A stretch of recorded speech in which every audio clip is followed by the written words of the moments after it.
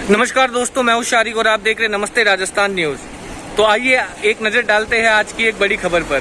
राजस्थान पे पड़ रही है भारी जल जीवन की कछुआ चाल। जी हां, आइए देखते हैं।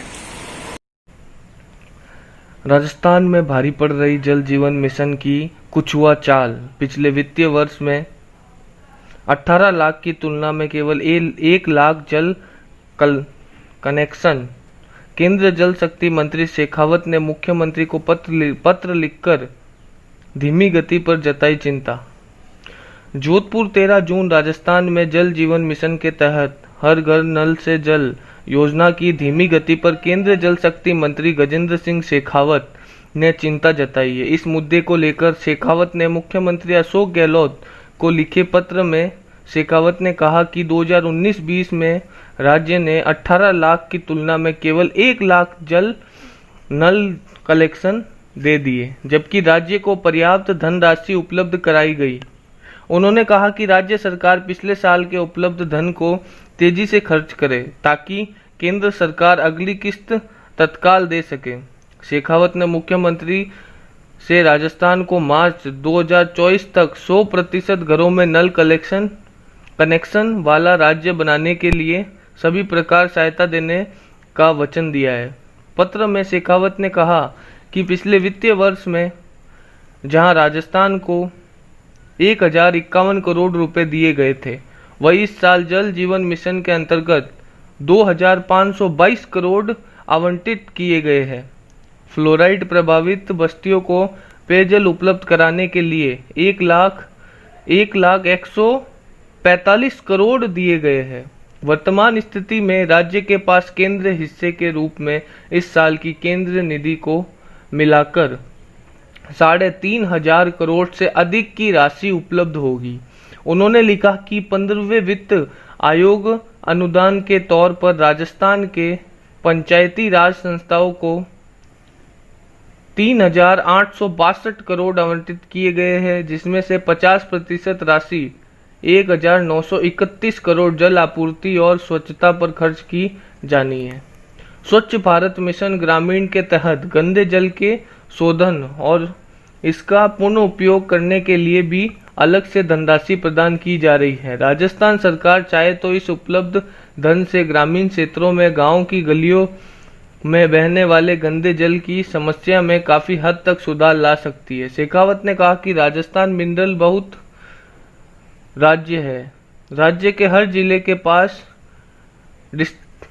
डिस्ट्रिक्ट मिनरल डेवलपमेंट फंड उपलब्ध है।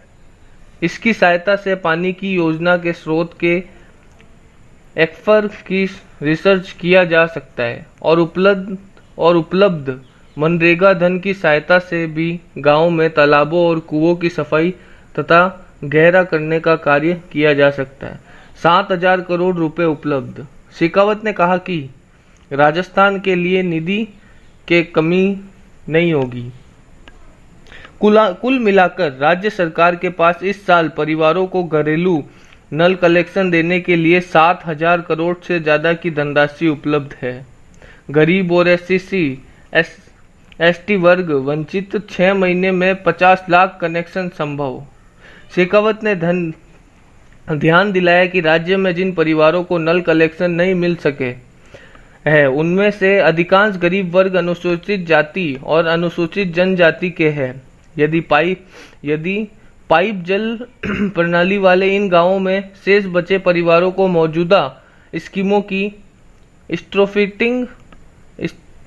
स्त्रोतयन का काम लेकर नल कलेक्शन दिए जाए तो अगले 4 से 6 महीने में 50 लाख घरों को नल कलेक्शन उपलब्ध कराए जा सकते हैं।